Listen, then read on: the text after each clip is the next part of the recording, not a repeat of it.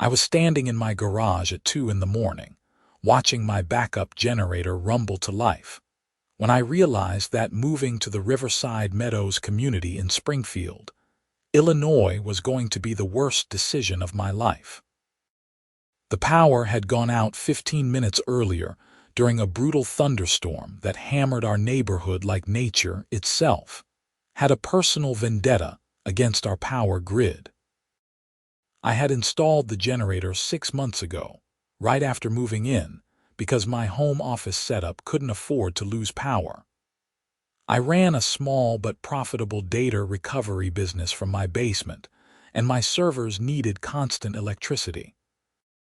One power surge or sudden blackout could corrupt client data worth thousands of dollars. The generator was a Generac unit, professionally installed, properly grounded, and according to every regulation I could find, completely legal. I went back inside, checked my equipment, and saw everything running smoothly. The storm continued to rage outside, and I settled into my office chair, grateful for my foresight. My name is Quincy Graham, and at 34 years old, I had finally achieved the dream of owning my own home in a decent neighborhood. Or so I thought. The next morning, I found a bright yellow envelope taped to my front door. The HOA logo was embossed on the front, and my stomach immediately sank. I had dealt with the Riverside Meadows Homeowners Association exactly twice since moving in. Once when they sent me a welcome packet full of rules thicker than a phone book, and once when they reminded me that my trash cans needed to be hidden from street view by 6 a.m. on non-collection days. Both interactions had left me with the distinct impression that this HOA took their authority very seriously. I opened the envelope and pulled out the letter. It was from Patricia Vandermeer, the HOA president, and it informed me that I was being fined $500 for excessive noise pollution during restricted hours due to my generator running between the hours of 10 p.m. and 7 a.m. The letter cited Section 14.7 of the HOA covenant, which I apparently had violated. It demanded payment within 30 days and warned that continued violations would result in escalating fines. I stood there on my front porch, reading the letter 3 times to make sure I understood correctly. They were fining me for running a backup generator during a power outage. Not for having loud parties, not for revving a motorcycle, but for ensuring my business equipment stayed operational during an emergency. I immediately went inside and pulled out my copy of the HOA covenant. It took me 20 minutes to find Section 14.7, buried in the middle of a paragraph about mechanical equipment and outdoor appliances. The section stated that gasoline-powered equipment including but not limited to lawnmowers, leaf blowers, and generators could not be operated between 10 p.m. and 7 a.m. There was no exception for emergencies, no clause about power outages, nothing. I called the HOA office at 9 a.m. sharp. A woman with a nasal voice answered on the third ring. Riverside Meadows HOA, this is Deborah speaking. Hi, my name is Quincy Graham. I live at 847 Willow Creek Drive. I received a fine this morning for running my generator during last night's power outage, and I need to speak with someone about this. All fines are issued in accordance with HOA regulations, Mr. Graham. If you wish to dispute the fine, you need to submit a written appeal to the board.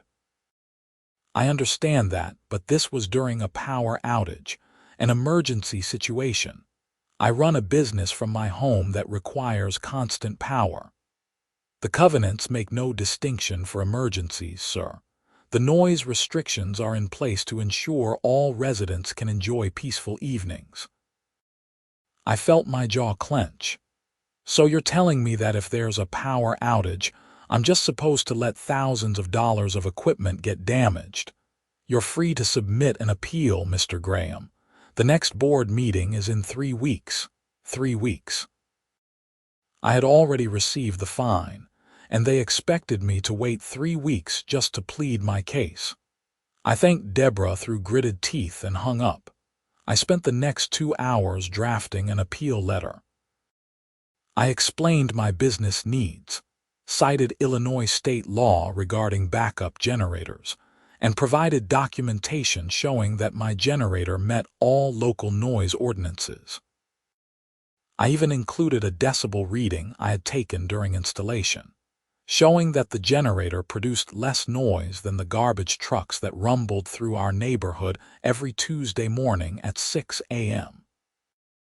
I submitted the appeal that afternoon, hand-delivering it to the HOA office in a small strip mall 3 miles from my house. Deborah accepted it with barely a glance and told me I would be notified of the board's decision within 5 business days of their meeting. 2 weeks later, I received another yellow envelope. This time, the fine was for $750. Apparently, there had been a second power outage the previous weekend, lasting only 90 minutes, and I had again committed the grievous sin of running my generator. The letter also informed me that my appeal had been reviewed and denied. The board's reasoning, in Patricia Vandermeer's typed words, was that residential neighborhoods must maintain standards of quiet enjoyment, and no individual resident's business needs supersede the comfort of the community as a whole. I was furious. I called the HOA office again, this time demanding to speak directly with Patricia. Deborah informed me that Mrs. Vandermeer only took calls by appointment. I made an appointment for the following Thursday at 2 p.m. Thursday arrived, and I drove to the HOA office with a folder full of documentation.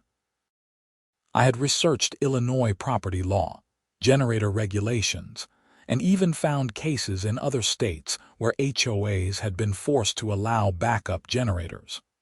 I was prepared for a reasonable discussion. Patricia Vandermeer was a woman in her mid-50s with blonde hair styled in a way that probably required daily salon visits.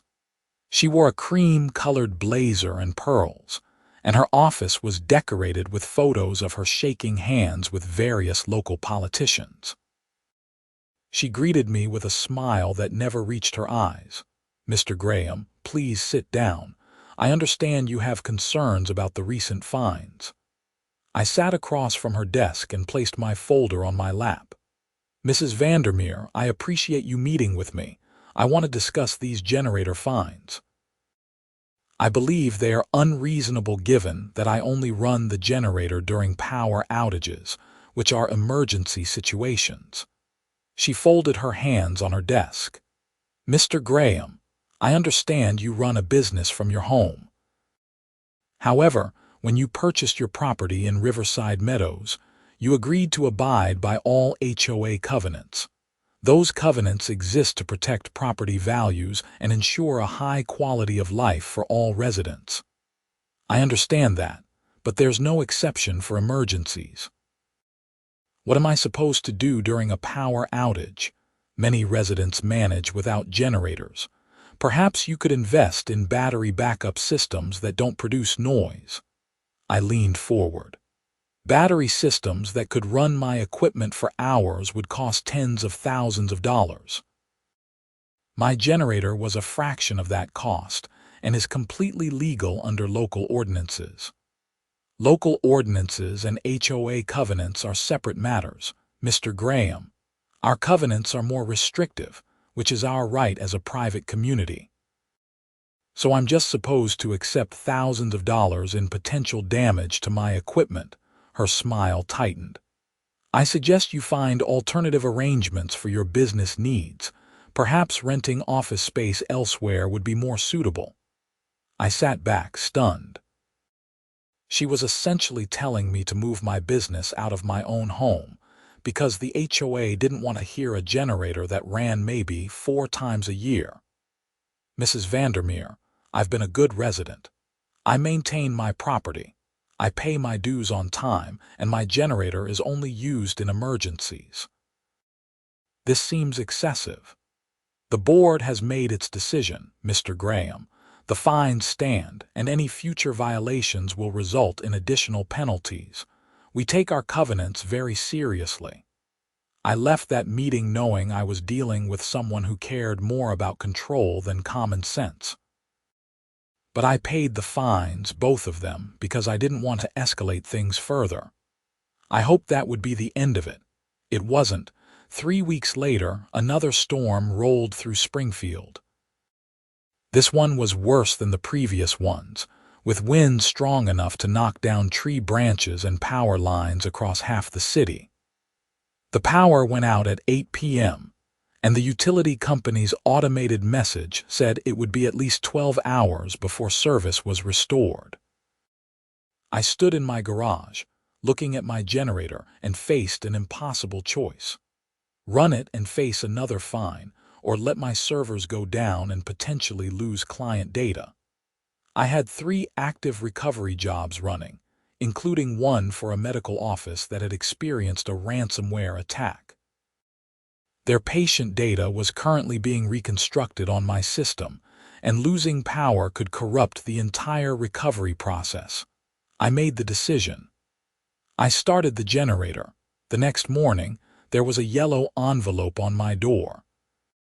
This time, the fine was $1,000, and the letter stated that the HOA board was considering additional enforcement measures if I continued to violate the noise covenant.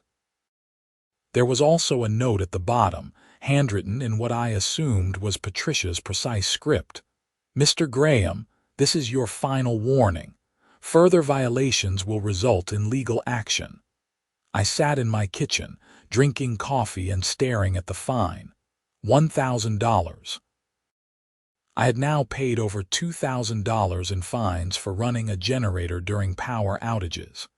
It was extortion, plain and simple, but the HOA had the legal authority to enforce their covenants.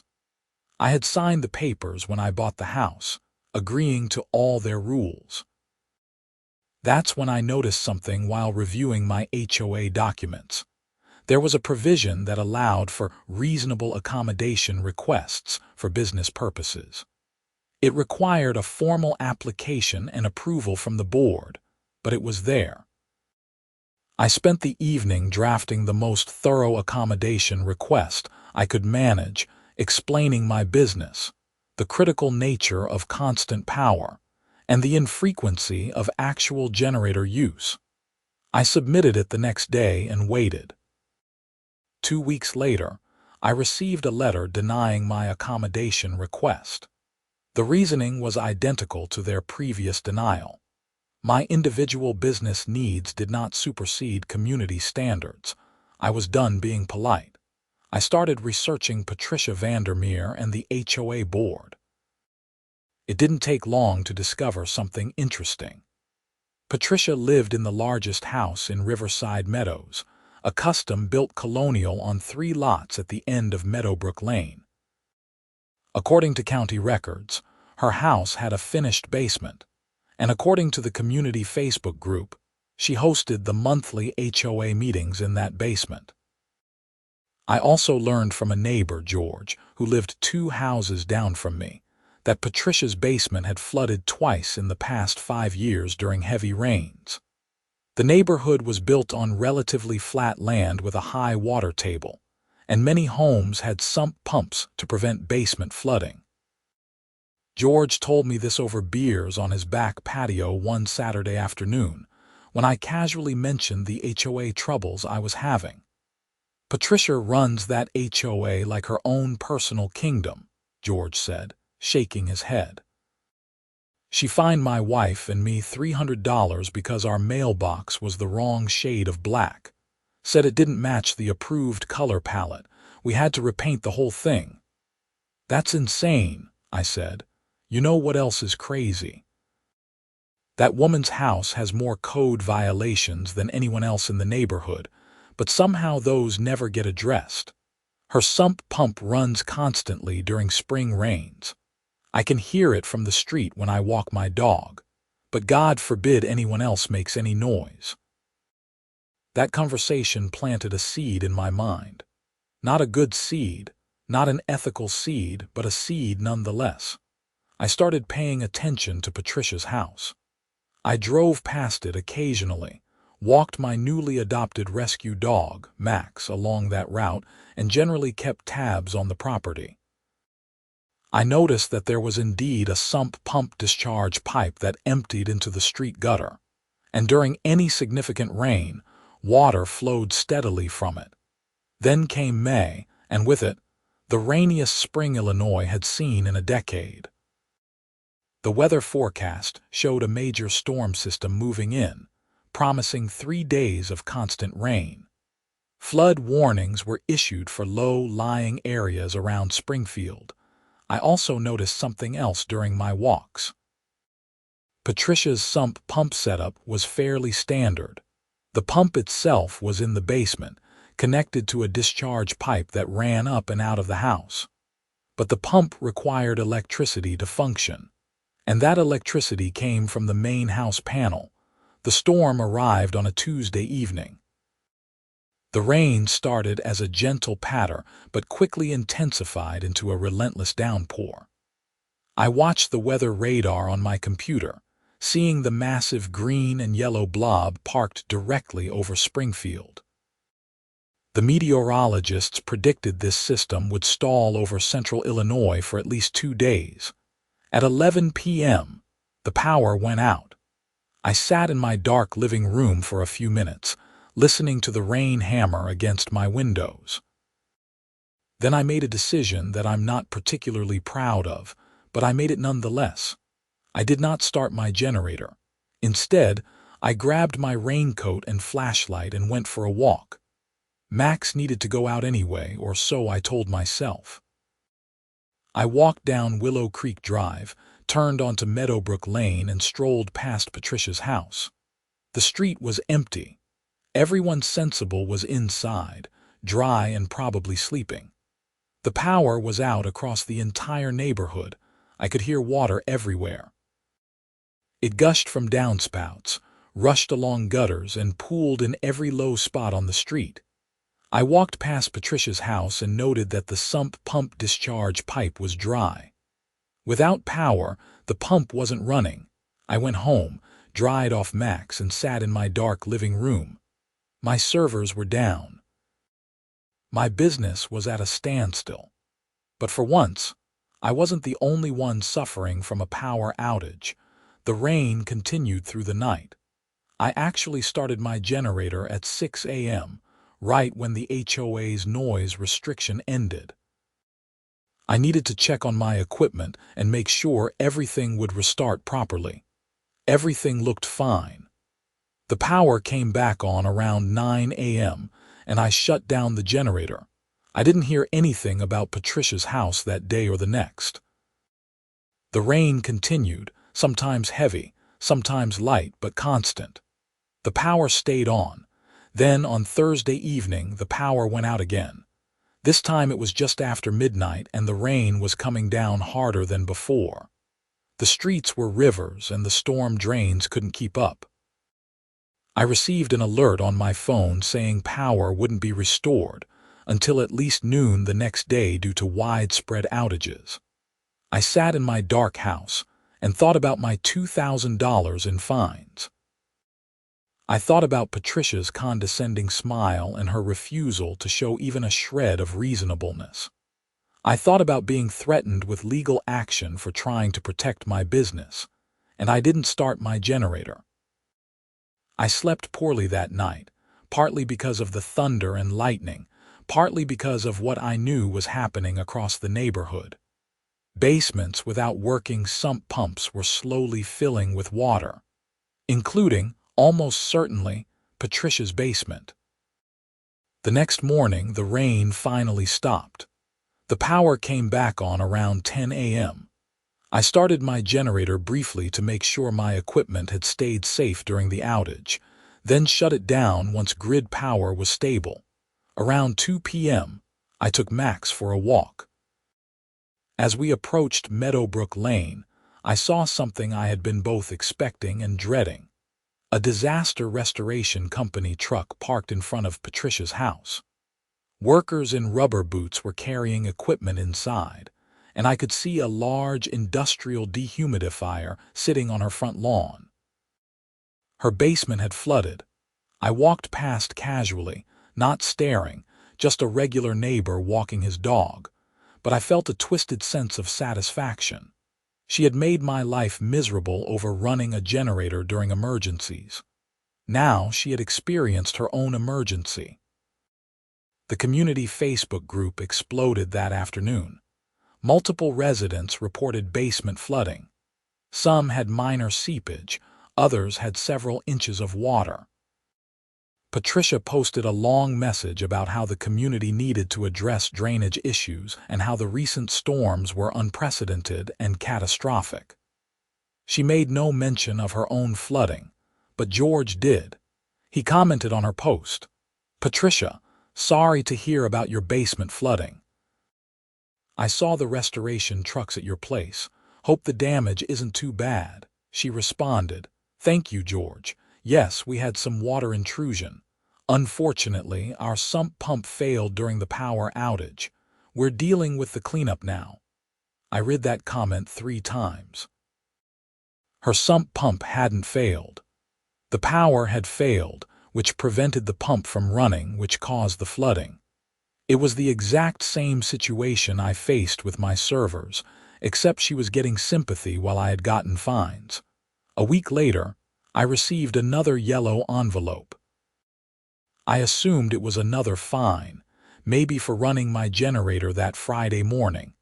But when I opened it, I found something different. It was a special assessment notice. The HOA board had determined that the recent flooding revealed serious drainage issues in the community, and they were implementing a comprehensive drainage improvement project.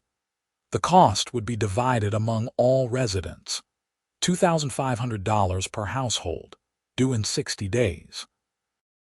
I stood there holding the notice, doing the math in my head.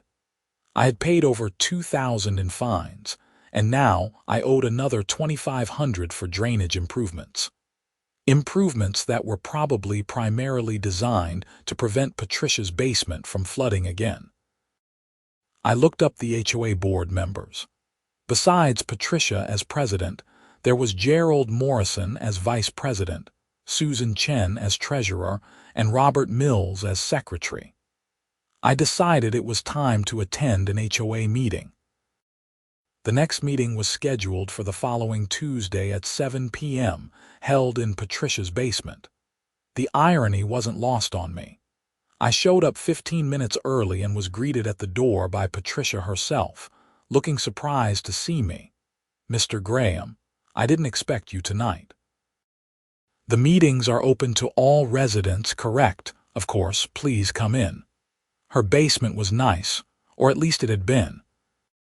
I could still see water stains on the lower portion of the drywall, and there was a faint, musty smell that even the most expensive air fresheners couldn't completely hide. The carpet had been removed, leaving bare concrete. Folding chairs were arranged in rows facing a table where the board members sat. About 15 other residents were there, which was apparently a good turnout. Most meetings only drew 4 or 5 people, according to George, who had arrived shortly after me. Patricia called the meeting to order and began with standard business: approval of previous minutes, financial reports, architectural review requests. Then she moved to the special assessment. As you all know, the recent storms revealed significant drainage problems in our community. The board has obtained quotes from 3 different contractors, and we believe the most comprehensive solution will cost approximately $200,000, which works out to $2,500 per household. An older man in the front row raised his hand. "Patricia, that seems excessive. My basement didn't flood. Why should I pay for drainage improvements I don't need? The improvements will benefit the entire community, Frank. Better drainage means better property values for everyone. I raised my hand. Patricia's eyes flicked to me, and I saw a flash of annoyance before she nodded in my direction. Yes, Mr. Graham, I stood up. I have a question about the assessment. You mentioned that the recent storms revealed drainage problems, but isn't it more accurate to say that the power outages revealed a dependency on electric sump pumps? Those are two different issues. The drainage problems exacerbate the flooding, Mr. Graham. Perhaps, but many homes didn't flood because their sump pumps kept running. Some of us used backup generators to keep our critical systems operational during the outages. I let that hang in the air for a moment. Patricia's face tightened. And what exactly is your point, Mr. Graham? My point is that maybe instead of spending $200,000 on drainage improvements, we should be revising the HOA covenants to allow residents to run backup generators during power outages. That would be a much more cost-effective solution to prevent future flooding. Several residents murmured in agreement. George nodded vigorously from his seat. Patricia's voice took on a sharp edge. The covenants exist for a reason, Mr. Graham. We're not going to change long-standing community standards because of a few power outages. Even if those standards result in tens of thousands of dollars in flood damage. I saw the restoration trucks at your house, Mrs. Vandermeer. How much is your flood damage costing? Her face flushed red. My personal property matters are none of your concern. They are when you're asking me to pay for improvements primarily designed to protect your property. Your house sits on the lowest lot in the neighborhood. Of course your basement flooded. But instead of allowing residents to use generators to keep their sump pumps running, you're demanding we all pay for drainage work. Gerald Morrison, the vice president, cleared his throat. Mr. Graham, the board has already voted on the assessment. We're simply informing residents of the decision. Don't we get to vote on this? Special assessments for necessary improvements fall under the board's authority as outlined in the covenants. I looked around the room. Most residents looked uncomfortable, some angry. No one liked being told to pay $2,500, but most people didn't challenge the HOA because they didn't want to become targets. I sat down, but I wasn't finished. I just needed to be smarter about this. After the meeting, several residents approached me in the parking lot. A woman named Helen, who lived on Oakmont Court, told me her basement had flooded too, and she was furious about the assessment. I can barely afford this, she said. I'm on a fixed income and they want $2,500 in 60 days. It's insane. George joined us. Quincy's right. This is really about protecting Patricia's house. Everyone knows her lot has drainage problems. She shouldn't have built there in the first place. Can we do anything about this? Helen asked. I thought for a moment. Maybe. The covenants allow residents to petition for a special election to replace board members. We would need signatures from 20% of homeowners. How many homes are in Riverside Meadows? Helen asked. 80. George said. So we'd need 16 signatures. I'll sign, Helen said immediately. Me too, said a man I didn't recognize. Over the next week, I drafted a petition calling for a special election. I printed copies and spent my evenings going door to door, explaining the situation. Most residents were sympathetic, especially when I explained that the generator fines I had received totaled over $2,000 for running backup power during emergencies. Many people had similar stories about ridiculous fines. One couple had been fined for having the wrong type of flowers in their front garden. Another man had been fined because his lawn was cut in horizontal stripes instead of vertical ones. The HOA had become a source of anxiety rather than a benefit. Within 10 days, I had 23 signatures. I submitted the petition to the HOA office, and Deborah accepted it with barely concealed irritation. The board will need to verify these signatures and schedule an election within 60 days if the petition is valid, she said. I'm familiar with the process. Thank you. 2 weeks later, I received a certified letter from the HOA's attorney. My heart sank as I signed for it. This couldn't be good. The letter informed me that the HOA board was filing a lawsuit against me for breach of covenant due to my repeated generator violations.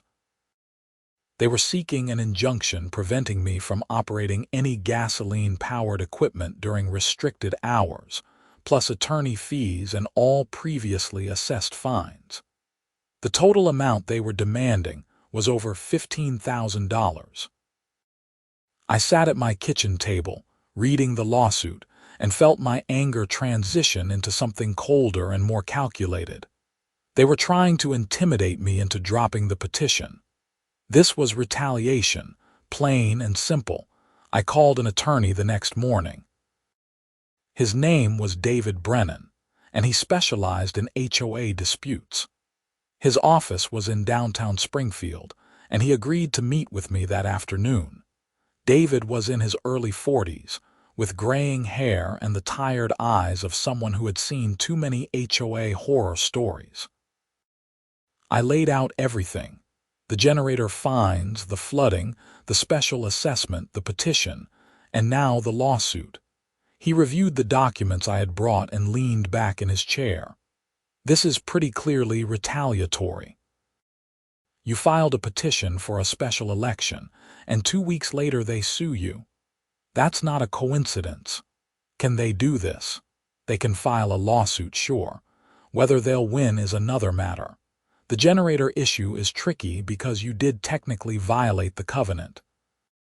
But there's a reasonable argument that the covenant is unconscionable as written because it provides no exception for emergencies. What about the retaliation angle? That's stronger. Illinois law protects homeowners from HOA retaliation for exercising their rights under the governing documents. Filing a petition for a special election is absolutely a protected activity. So what do? We file a response to their lawsuit and a counterclaim for retaliation and harassment. We also move forward with your special election.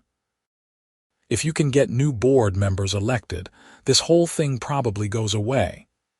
And if I can't, then we go to trial and hope the judge sees through what they're doing. I hired David on the spot.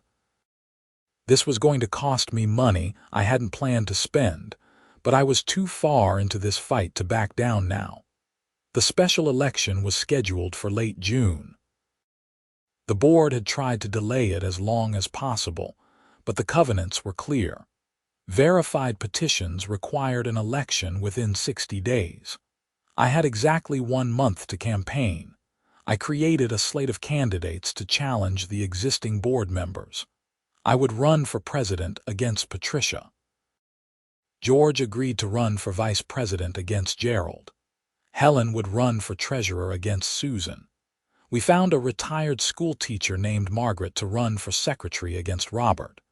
We printed flyers, sent emails, and organized a community meeting at the local library to discuss our platform.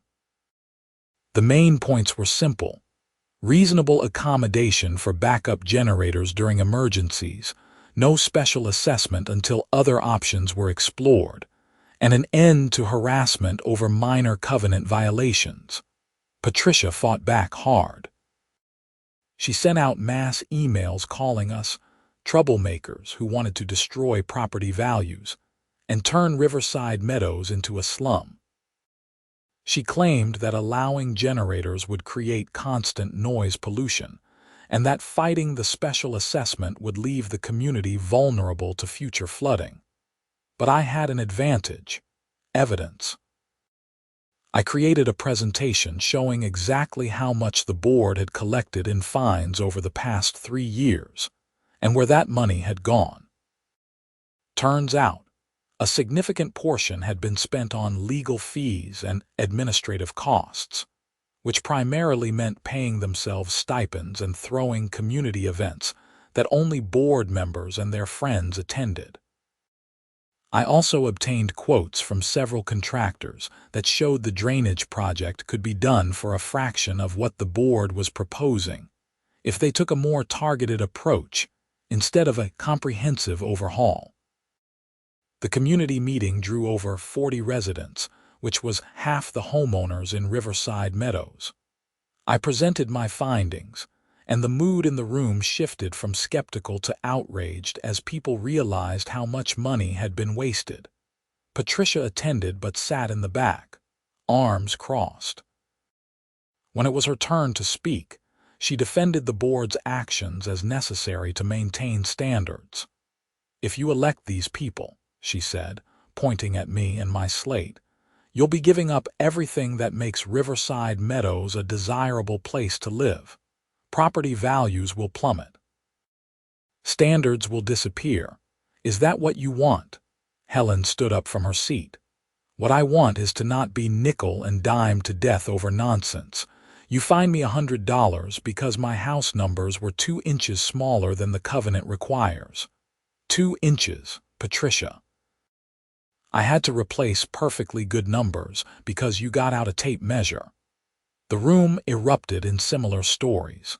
The meeting ended with most residents clearly on our side. Election day arrived on June 28th.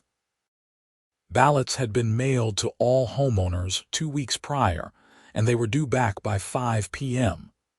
The HOA's management company would count them and announce results that evening. I spent the day anxious and distracted. I tried to work but couldn't focus.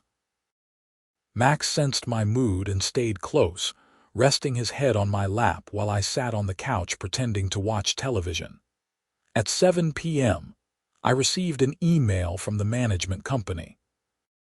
The results were in: President Quincy Graham, 47 votes, Patricia Vandermeer, 30 votes, Vice President George, 45 votes, Gerald Morrison, 32 votes, Treasurer Helen, 46 votes, Susan Chen, 31 votes, Secretary Margaret, 44 votes, Robert Mills, 33 votes. We had won. All 4 positions had flipped. My phone started ringing immediately. George called, shouting with excitement. Helen called, crying with relief. Even residents I barely knew called to congratulate me and express hope that things would finally change. The first official board meeting with the new members was scheduled for the following week. I spent that time preparing an agenda with George, Helen, and Margaret. Our priorities were clear: rescind the special assessment pending further review, revise the generator covenant to allow emergency use, establish clear guidelines for fines that focused on actual problems rather than petty violations, and review all HOA expenditures for the past 3 years. Patricia did not make things easy. She refused to hand over financial records, claiming they were confidential board materials. She also refused to provide passwords for the HOA's bank accounts and email systems. I had anticipated this. David, my attorney, sent her a formal demand letter requiring her to turn over all HOA materials within 72 hours or face legal action. She complied, but not before sending a scathing email to all residents claiming the new board was conducting a witch hunt against her. What we found in those records was worse than I expected. Over the past 3 years, Patricia had paid herself an administrative stipend of $1,500 per month, which was never disclosed to residents. She had also used HOA funds to pay for landscaping at her own property, claiming it was community beautification since her house was at the entrance to Meadowbrook Lane.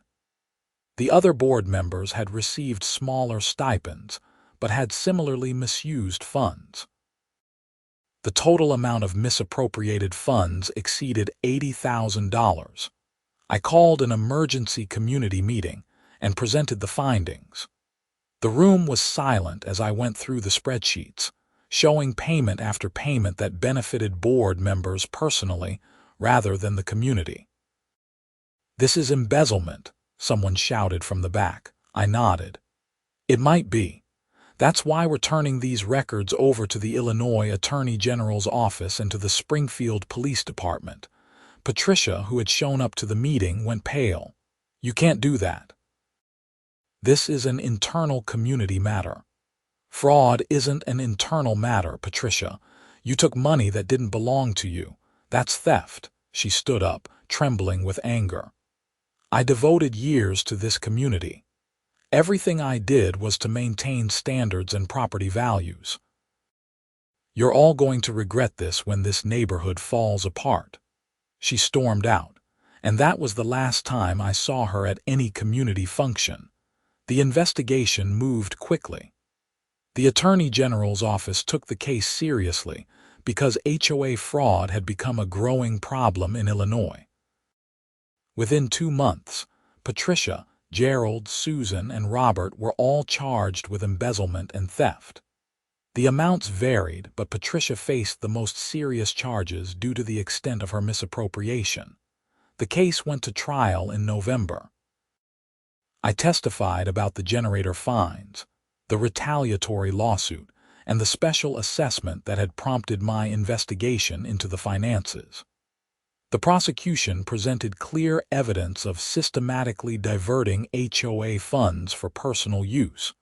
The jury deliberated for less than 4 hours. All 4 defendants were found guilty. Patricia received a sentence of 2 years in prison plus restitution. Gerald, Susan, and Robert received shorter sentences and probation, along with restitution orders. The judge was particularly harsh on Patricia, noting that, as HOA president, she had abused a position of trust within her community. Meanwhile, the new board had been busy.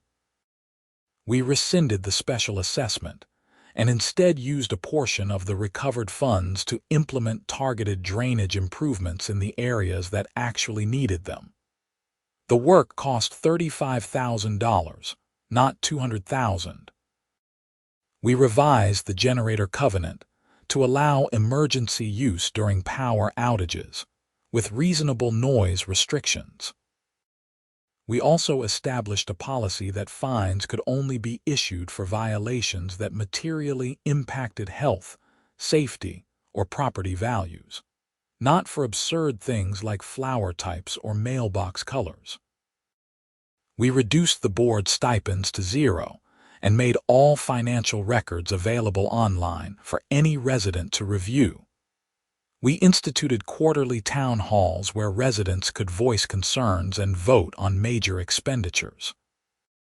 The lawsuit Patricia's board had filed against me was dropped immediately once the new board took over.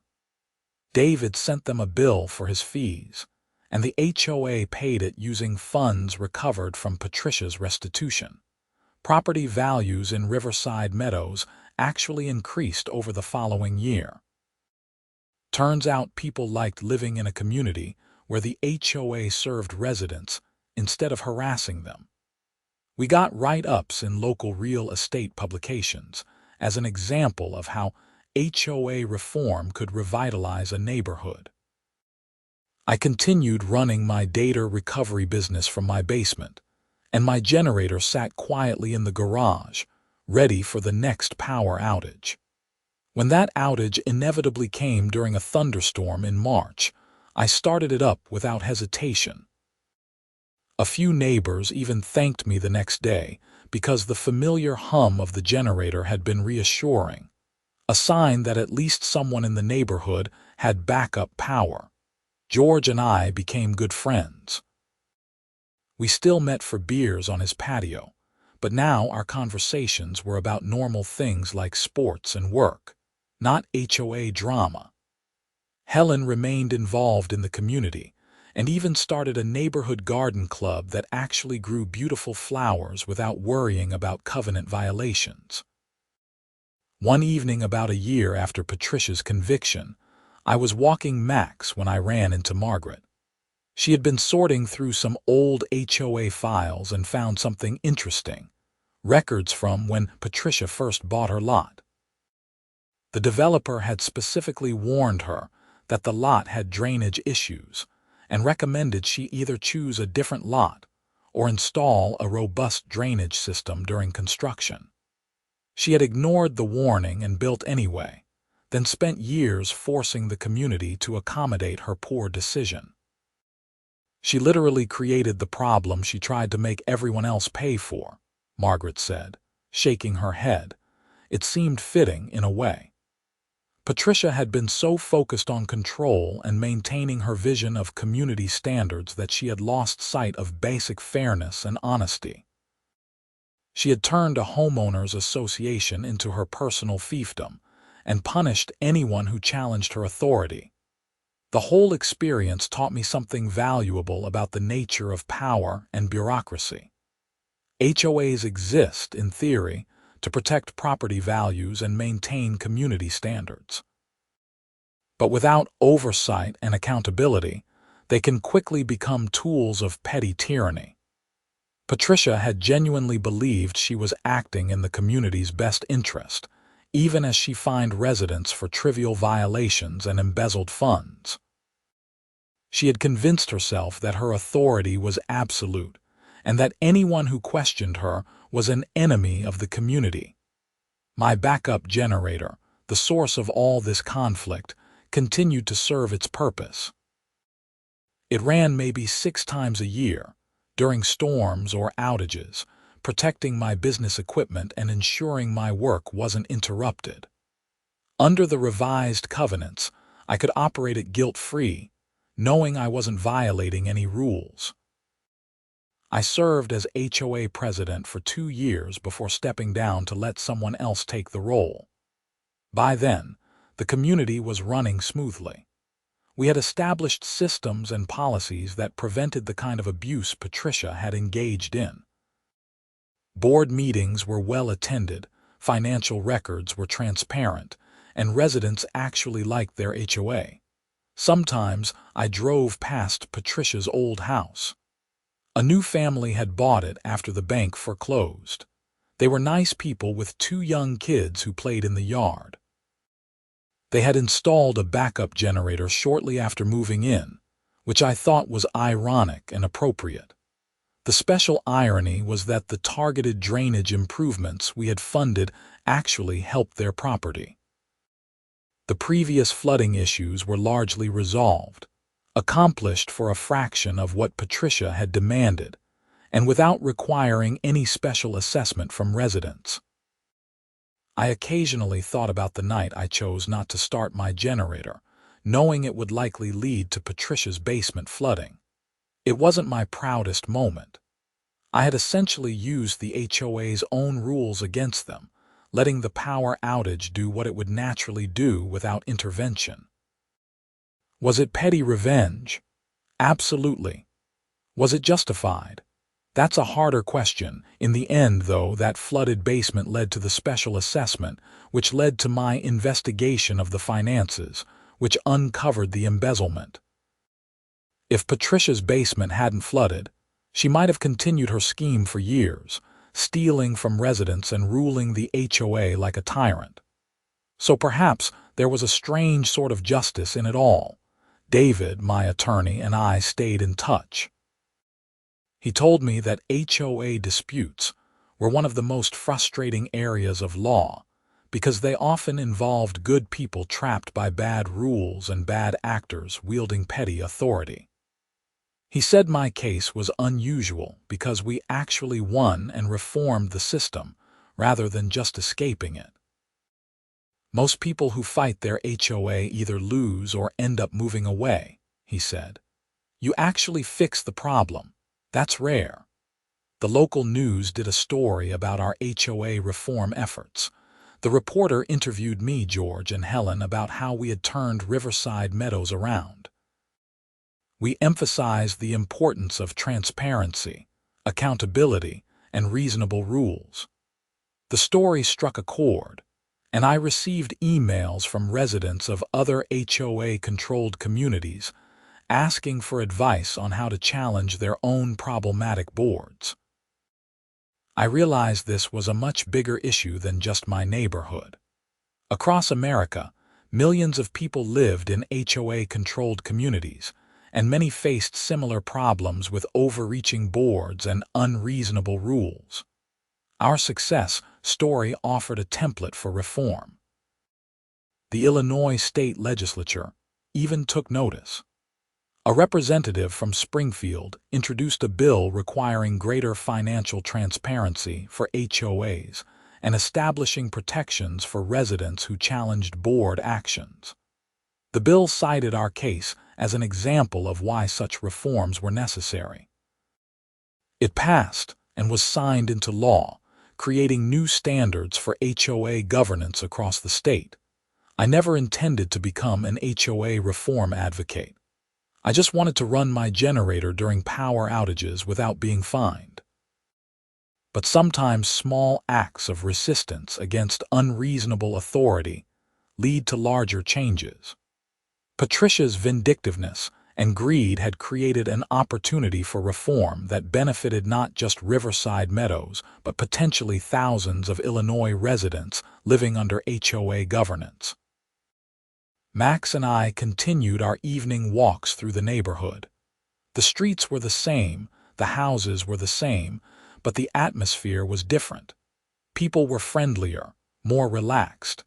They didn't live in fear of yellow envelopes appearing on their doors.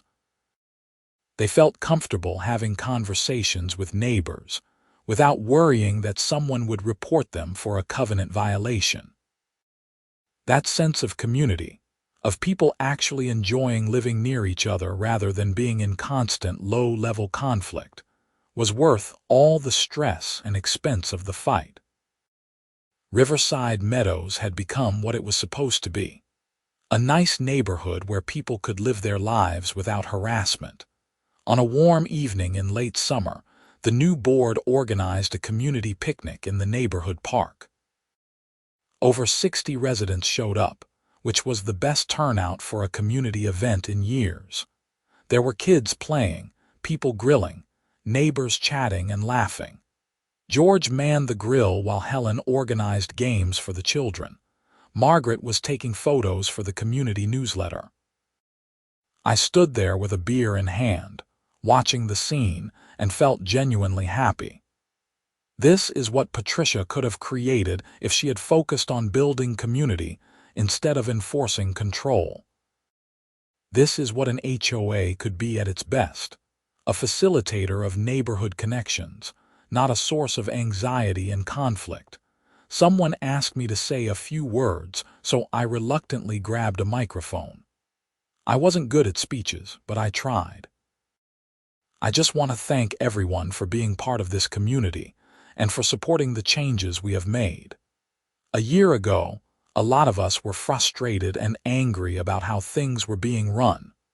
But instead of just complaining or moving away, we came together and fixed it. That says something about all of you. This is your community and you took it back. I am proud to be your neighbor. People clapped, and I quickly handed the microphone back. George walked over and clapped me on the shoulder. Good speech, Mr. President. Former President, I corrected. And it wasn't much of a speech. It was enough. You know, I never thought I would actually like living here. I always figured we would sell and move somewhere without an HOA. But now, I think we will stay. That sentiment seemed common. Several residents who had been planning to move decided to stay once the board changed. The community stabilized, and for the first time in years, property turnover decreased. People wanted to live in Riverside Meadows. As the sun set and the picnic wound down, I walked home with Max trotting beside me. My house looked the same as it had when I moved in, but my relationship with it and with this community had completely transformed. I had gone from an isolated resident, just trying to avoid HOA trouble, to someone deeply invested in making the neighborhood better. The generator sat in my garage, ready for the next emergency. But it was no longer a source of conflict. It was just a tool, serving its purpose when needed and silent the rest of the time. I thought about Patricia sometimes, serving her sentence and facing the consequences of her actions. I didn't take any pleasure in her downfall. It was sad, really. She had power and authority within a small domain and had let it corrupt her judgment. She had made enemies where she could have made friends, created conflict where she could have built cooperation. But mostly, I didn't think about her at all. I was too busy living my life, running my business, being part of a healthy community. The drama and conflict of that period had faded into memory, replaced by the routine pleasures of ordinary life. That's the thing about fighting against unreasonable authority. It takes enormous energy and causes significant stress. But once you win, once the system is fixed, life becomes dramatically better, not because anything spectacular happens, but because all the small annoyances and injustices disappear. You can just live without constantly looking over your shoulder or worrying about arbitrary punishment. Years later, when someone would ask me about that time, I would tell them it was worth it. Every dollar spent on legal fees, every hour spent gathering signatures, every moment of anxiety and anger, it was all worth it to transform Riverside Meadows from a place controlled by a petty tyrant into a genuine community. And I would tell them that sometimes the most important act of resistance is simply refusing to accept unreasonable rules.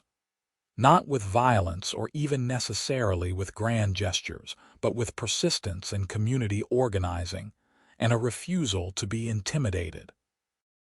Patricia had tried to use the HOA covenants as a weapon to control others and enrich herself. In the end, those same covenants provided the mechanism for her removal once residents understood their rights and chose to exercise them. The system, for all its flaws, had worked. It required effort and courage, but it worked. I looked at my generator one last time before closing the garage door. It sat there innocently, a simple machine designed to provide backup power. It had never been about the generator itself. It had been about the principle that rules should be reasonable and applied fairly, that authority should serve the community rather than the other way around, and that sometimes standing up to petty tyranny is worth the cost. The generator hummed quietly in my mind as a reminder. Backup systems matter. Whether it's backup power for your home or backup plans for challenging unjust authority, being prepared to stand up for what's right makes all the difference. And sometimes, the quiet act of letting someone else's sump pump fail during a storm can expose the rot in a system and create an opportunity for genuine reform. I never planned any of this. I just wanted to protect my business during power outages. But in fighting for that simple right, I had stumbled into something larger and more important. I had helped transform a community, expose corruption, and create a template for HOA reform that extended far beyond our small neighborhood in Springfield, Illinois. And that, I suppose, is how ordinary people create change. One unreasonable fine at a time, one petition signature at a time, one community meeting at a time. Not with grand plans or dramatic gestures, but with persistence and principle, and a refusal to accept injustice as inevitable. The lights in my house glowed warmly as I locked the door for the night. Max settled into his bed with a contented sigh. Outside, the neighborhood was quiet and peaceful. Tomorrow would bring its own challenges and opportunities, but tonight, everything was exactly as it should be. And if the power went out during the next storm, I would start my generator without hesitation or fear, secure in the knowledge that reasonable rules now governed our community, and that my neighbors understood the value of emergency preparedness. That simple freedom, bought at considerable cost and effort, was worth celebrating. The yellow envelopes no longer appeared on my door. The threats and fines had ended. Patricia's reign had concluded, and in its place, a better system had emerged. Not perfect, but better. Fair, transparent, and focused on serving residents rather than controlling them. That was enough. That was victory. And in the quiet satisfaction of ordinary life restored, I found a peace that no amount of backup power could have provided on its own. The fight had been worth it, and the outcome had exceeded my hopes. Riverside Meadows had become a true community, and I was proud to call it home.